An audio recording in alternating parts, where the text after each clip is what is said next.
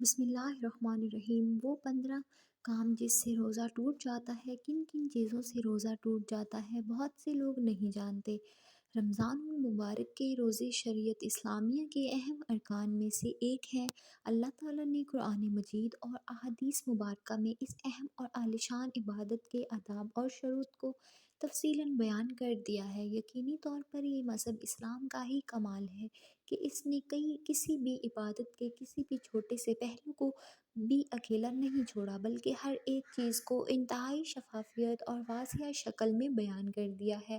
اس کے پیچھے حکمت یہ ہے کہ مسلمانوں کو کسی طرح سے بھی اسلامی احکامات کو سمجھنے اور ان پر عمل کرنے میں دشواری نہ ہو۔ اللہ تعالیٰ نے قرآن مجید کے اندر اور نبی کریم صلی اللہ علیہ وآلہ وسلم نے اپنی احادیث مبارکہ میں روزوں کے متعلق ہدایات اور احکامات تفصیلی شکل میں بیان فرما دیے ہیں، اور انتہائی واضح صورت میں یہ بھی بتا دیا ہے کہ ایک روزہ دار کے لیے کن چیزوں کی رعایت ضروری ہے اور کن باتوں سے اجتناب ضروری ہے۔ ناظرین، قرآن و سنت نے ان چیزوں کو بھی بالکل واضح فرما دیا ہے جن کے ارتکاب سے انسان کا روزہ فاسد یا باطل ہو جاتا ہے اور وہ شخص روزے دار نہیں کہلاتا۔ اللہ رب العزت کا روزہ دار کو حکم ہے کہ وہ اعتدال کے ساتھ روزے رکھے، نہ کہ روزے سے اپنے آپ کو ضرور اور تکلیف دے، اور نہ ہی وہ ایسی چیزیں تناول کرے جو روزے کے مخالف ہوں۔ آج کی ہماری اس ویڈیو میں ہم آپ کو ان باتوں اور اشیاء کے بارے میں بتائیں گے جو آپ کا روزہ باطل کر دیتی ہیں اور آپ کو اس بات کا اندازہ بھی نہیں ہوتا۔ آپ پورے دن کی بھوک پیاس کاٹنے کے بعد بھی ثواب سے محروم رہ جاتے ہیں۔ ناظرین، روزہ توڑنے والی اشیاء کی دو قسمیں ہیں۔ پہلی قسم یہ قسم استفراء اور قسم استخراج ہے۔ مثال کے طور پر جمع کے قے کرنا، حیض اور نفاس، ان اشیاء کے نکلنے سے جسم کمزور ہو جاتا ہے، اس لیے اللہ تعالیٰ نے انہیں مفاسدات صوم یعنی روزہ توڑنے والی اشیاء قرار دیا ہے۔ اس کی وجہ یہ ہے کہ ان معمولات سے گزرنے کے بعد روزہ دار کو دو کمزوریوں کا سامنا کرنا پڑتا ہے، ایک روزے کی کمزوری اور دوسرا جسم سے ان اشیاء کے نکلنے کی وجہ سے پیدا ہونے والی کمزوری۔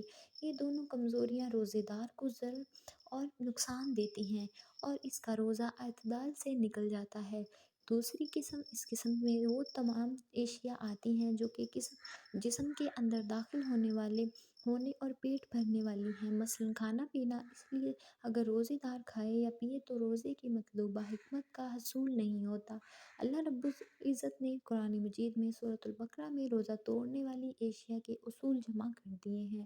ارشاد ربانی ہے، اب تمہیں ان سے مباشرت کرنے اور اللہ تعالیٰ کی طرف سے لکھی ہوئی چیز کو تلاش کرنے کی اجازت ہے۔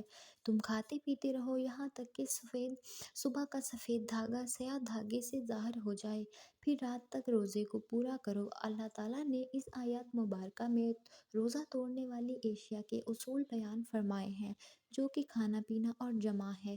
روزہ توڑنے والی اشیاء کو نبی کریم صلی اللہ علیہ وآلہ وسلم نے اپنی سنت میں مکمل طور پر بیان فرمایا ہے۔